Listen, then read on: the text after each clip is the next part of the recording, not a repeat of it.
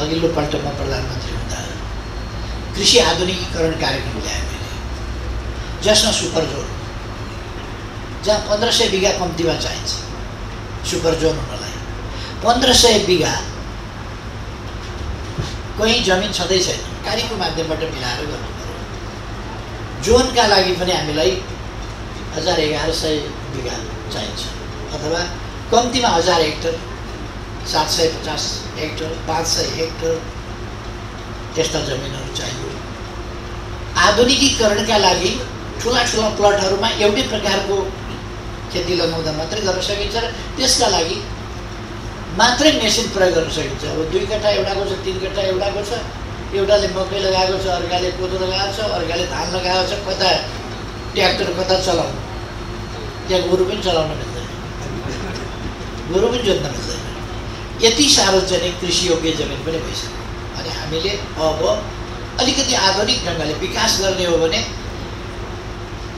व्यावसायिकीकरण भन्छ, व्यावसायिक खेती गर्ने हो भने ठुला ठुला प्लटहरूमा एउटै प्रकारको खेती आधुनिक ढङ्गले गर्नुपर्ने हुन्छ र त्यसमा चक्रीय प्रणाली गर्नुपर्ने हुन्छ। जहाँसम्म आवासको कुरा छ, आवास तपाईँहरूका अगाडि तपाईँहरूले अलिकति अवधारणा परिवर्तन गर्नुभयो हुन्छ जस्तो लाग्छ मलाई। अवधारणा किन परिवर्तन गर्नुहोस् भने, पुष्पलाल राजमार्गमा हामीले 10वटा 12वटा नयाँ सिटीहरू निर्माण गर्ने भनेको छु। अनि कसले गर्छ? सरकारले सहजीकरण गर्ने हो, जमिन तोक्ने हो, जमिन देखाउने हो, गर्ने त व्यवसायीहरूले नै हो। फेरि बुलाकी राजमार्गमा हामीले 10वटा सिटी बनाउने भनेको छु। त्यसले पुग्दैन। माथि राजमार्गको पूर्व पश्चिम राजमार्गका छेउमा नयाँ यस्ता ठाउँहरू छ। अर्को यो आधुनिक स्मार्ट सिटीहरू, ग्रिन सिटीहरूको डेभलप गर्ने एउटा सिलसिला छ भने, अर्कोतिर यसभित्र हाम्रो खेतीयोग्य जमिन सकेसम्म नमासियोस्। किन कृषियोग्य जमिन, उर्वर जमिन मासिने र रुखो जमिन छोडिने। कि तपाईँले जहाँनिर सजिलो पर्छ त्यहाँ नै किन्न खोज्नुहुन्छ जमिन र त्यहाँ नै घर बनाउन खोज्नुहुन्छ। त्यस कारण तपाईँहरूको फोकस के हुन्छ भने, काठमाडौँभित्र भएदेखि मान्छे धेरै हुन्छ नि, यहाँ मान्छे धेरै भएका ठाउँमा चाहिँ सजिलोसँग घरहरू बिक्छन्। अब मेरो धारणा त्योभन्दा अलिकति फरक के भने, काठमाडौँ जो ऐतिहासिक पुरातात्विक महत्त्वको सिटी हो, सबै प्लेन चढ्ने भएको छ, प्लेनबाट हेर्ने भएको छ। काठमाडौँ पनि ऐतिहासिक पुरातात्विक महत्त्वको जस्तो, यहाँ बसन्तपुर पनि छ, यहाँ हनुमान ढोका पनि छ, यहाँ पशुपतिनाथ पनि छ।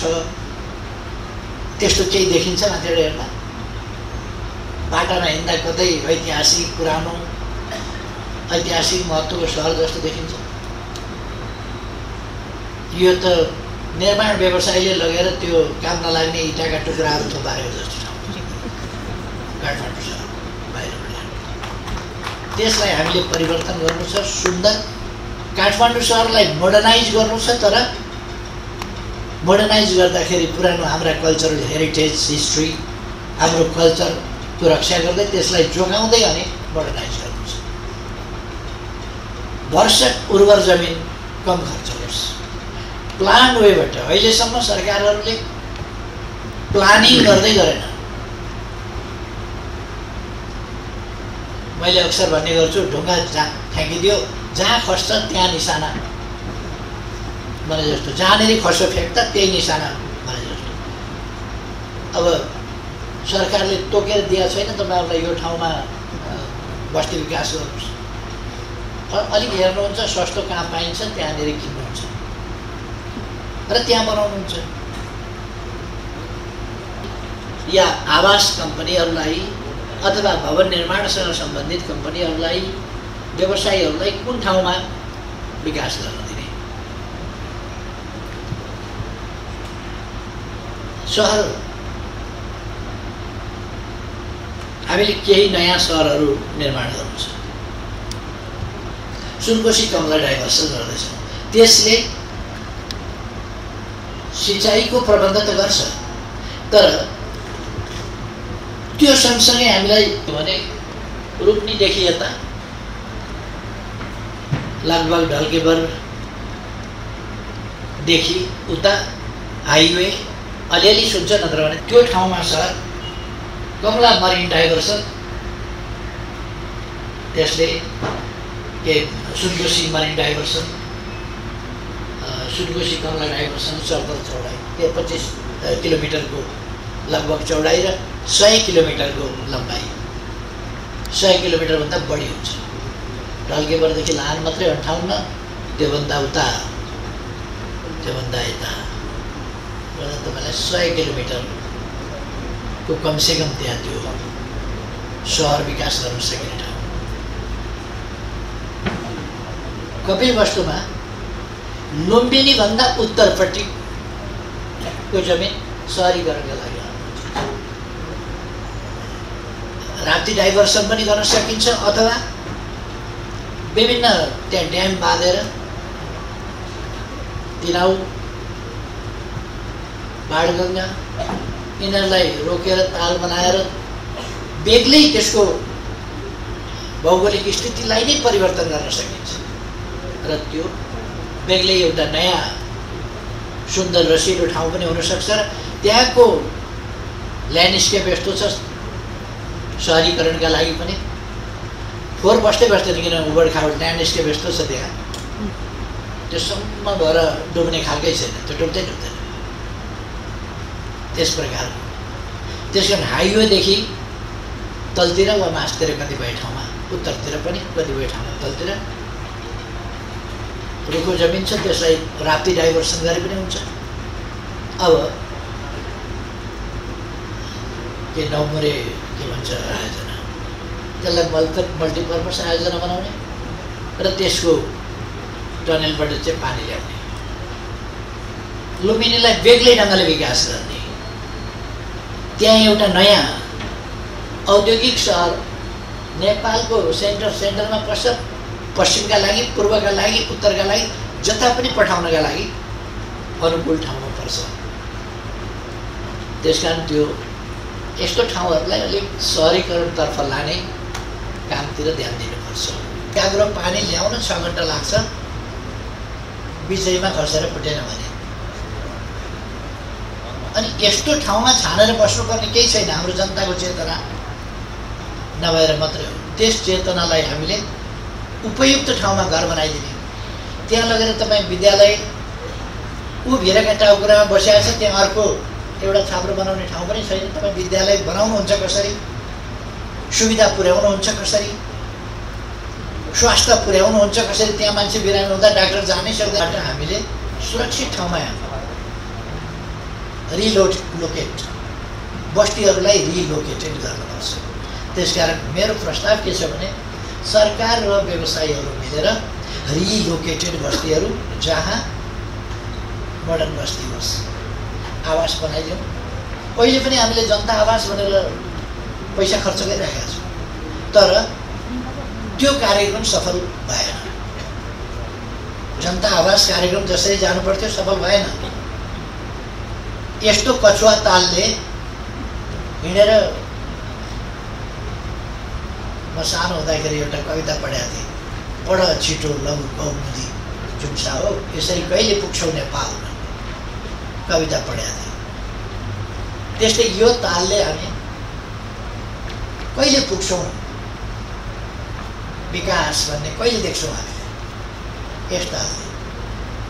त्यसकारण त्यो असुरक्षित बस्तीको मान्छेलाई रिलोकेटेडमा मोडर्न भिलेज सानो होस् तर पनि त्यहाँ स्कुल होस्, स्वास्थ्य चौकी होस्, सुरक्षा चौकी होस्,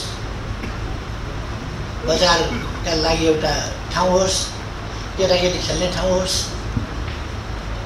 खाने पानीको सुविधा होस्, सञ्चार सुविधा होस्, केटाकेटी खेल्ने मैदान होस्, यति चिजहरू त हुनु पर्यो। हो त्यस्तो ठाउँमा बस्ती बनाउने। त्यसकारण अबको हाम्रो डाइरेक्सन तपाईँहरूका अगाडि आरोप नखाने, कुनै प्रकारको आलोचना सहनु नपर्ने, सरकारसँग मिलेर नयाँ रचना गर्ने, योजनाबद्ध ढङ्गले रचना गर्ने, सरकारले देखाएका ठाउँहरूमा सहर विकास गर्ने, यी सबै अपर्च्युनिटीहरू तपाईँहरूसँग छ। त्यस कारण तपाईँहरूले 60%, 70% के जति पर्सेन्ट भन्नुभएको छ नि, ती सबै कुरामा म अहिले गइरहन आवश्यक छैन। तर राष्ट्र निर्माणका लागि हामी देशमा सुशासनका लागि प्रतिबद्ध छौँ, विकासका लागि प्रतिबद्ध छौँ। बाँकी जे पनि गर्छौँ हामी। कानुन संशोधन गर्नुपर्छ, गर्छौँ। संविधान संशोधन गर्नुपर्छ, गर्छौँ। हामीले बनाएको संविधान हो। संविधान संशोधन हुन नसक्ने होइन। देशका लागि आवश्यक पर्छ भने, जनताका लागि आवश्यक पर्छ भने, विकासका लागि आवश्यक पर्छ भने जहिले जहाँ चाहिन्छ त्यहाँ संविधान संशोधन हुन्छ। मैले पहिलेदेखि भनेको भनेछु, एक थरी मान्छे संविधान संशोधन गर्न सकिन्छ भनेर मैले भनेपछि ठ्याक्क कान थोक्छन् अनि भन्छन् संविधानको कमा पुलिस्ट पनि चलाउन पाइँदैन भन्यो भनेर। नचाहिने कुरा गरेर जे भनौँ गर्न पाइन्छ भनेपछि जे भनौँ त्यो गरिन्छ भन्ने कुरा होइन। चाहिने कुरा मात्रै गरिन्छ। देशको हितको पक्षमा गरिन्छ, राष्ट्रिय एकताको पक्षमा गरिन्छ, समृद्धिको पक्षमा गरिन्छ, विकासको पक्षमा गरिन्छ, सुशासनको पक्षमा गरिन्छ। त्यो हामीले त्यो भनिआएका छौँ।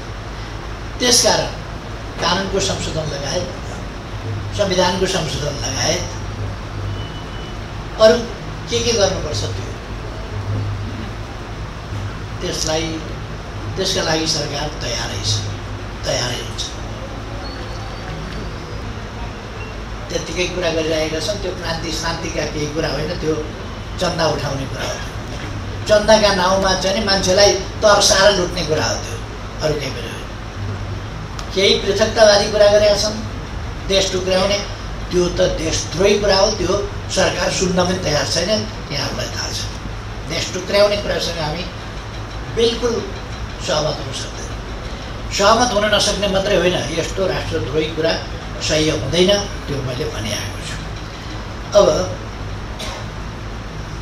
आज स्थिर सरकार छ, बहुमतको सरकार छ र सुशासन र विकासका उद्देश्यमा प्रतिबद्ध सरकार छ, जो सबैसँग मिलेर काम गर्न चाहन्छ। त्यति भएपछि मैले अस्ति भनेको थिएँ, बिस्तारै मान्छेले बुझ्दै जान्छन् यस कुरालाई। कतिलाई अहिले पनि फेद्न टुप्पोको आइडियोलोजिकल आग्रह छ। म देख्छु कतिपय बुद्धिजीवीहरू, यो बुद्धिजीवीले त यति साह्रो तलवर लिएर सुझन बुझेका कुरा गरेर हिँड्दैन होला भन्यो, लेखेको यसो पढ्नुपर्छ। तथाकथित आइडियोलोजिकल उसले आग्रह, उसको त जिन्दगी यस्तै बनाउने काठमाडौँमा गयो। नाति नातिनाको पनि त्यही बनाउन खोज्छ उसले। अलिकति आधुनिक नेपाल बनाउनु परेन।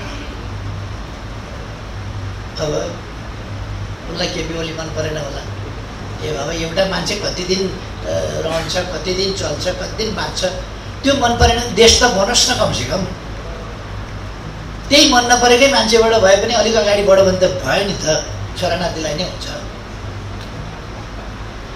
तर केहीका आग्रहहरू पनि प्रतिबिम्बित भएको सो कल्ड आइडियोलोजिकल प्रेजुडिस चाहिँ रियल छ, तर सो कल्ड आइडियोलोजीमा आधारित, जसको केही अर्थ छैन। यति बेला हामीलाई अब राजनीतिक सङ्घर्ष उपलब्धिका लागि जो गर्यौँ त्यो टुङ्गिसकेपछि अब आइडियोलोजिकल,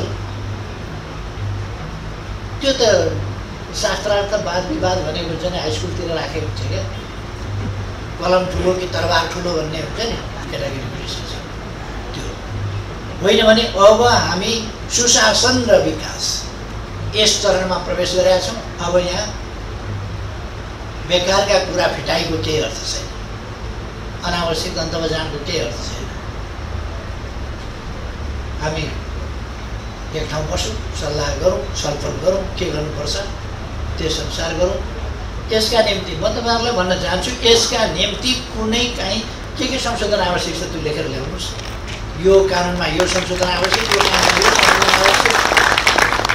एउटा कुरामा अलिकति हुन सक्छ, जुन संस्थाको जसले प्रतिनिधित्व गर्छ उसले आफ्नै कुरा गर्छ, आफ्नै कुरा गर्छ।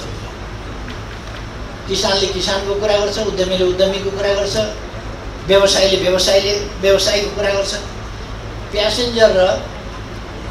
प्यासेन्जर र बस मालिकलाई कुरा सोध्नुहोस्, यहाँदेखि त्यहाँसम्मको भाडा कति हुनुपर्छ भनेपछि प्यासेन्जरले एउटा भन्छ, बस मालिकले अर्को भन्छ। त्यो दुईटैको माग त पुरा गर्न सकिँदैन। त्यसमा दुईटाको माग मिलाउनुपर्छ, उचित के हो, कति ठिक्क हो भन्ने कुरा मिलाउनुपर्छ, काम गर्नेछौँ। तपाईँहरूले उठाएका लिगल पक्षहरू, कानुनी पक्षहरू वा सरकारको तर्फबाट चालिनुपर्ने व्यवहारिक कदम, त्यसका निम्ति सरकार तयारै छ। अब यहाँहरूका प्रतिबद्धताहरू जुन छन् त्यसका निम्ति म यहाँहरूलाई धन्यवाद भन्न चाहन्छु। यहाँहरूले यस समारोहमा पनि केही प्रतिबद्धताहरू जनाउनु भएको छ, म खुसी व्यक्त गर्न चाहन्छु, धन्यवाद भन्न चाहन्छु तपाईँहरूको यो ग्रहण गरिदिनु भएकोमा। र अबको क्रममा म कार्यक्रममा धन्यवाद ज्ञापनको लागि माननीय इन्जिनियर इच्छा